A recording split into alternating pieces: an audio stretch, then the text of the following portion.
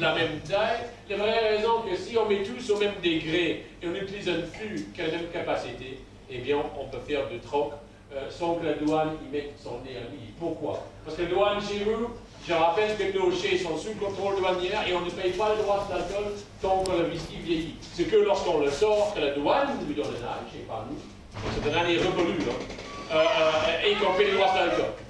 Et le fût de douane, qu'est-ce qu'il intéresse? Dans le chai numéro 2 de Nalde, il y a combien de fûts? Il y a 1252 fûts fois 190 litres fois 63,5 coches. D'où ça vient? La provenance de la douane et son fiche, elle ne s'intéresse pas à la valeur théorique marchande, elle s'intéresse au volume fois degré. Vous voyez? Ça veut dire que si on met tous dans le même type de fût et on met tous dans le même degré, on peut faire du troc sans que la douane n'intervienne. Et ça se fait tout le temps, de telle sorte que tout le monde s'échange. Et on échange nos whisky contre les vôtres. Et moi, j'échange le mien contre... Et vice-versa.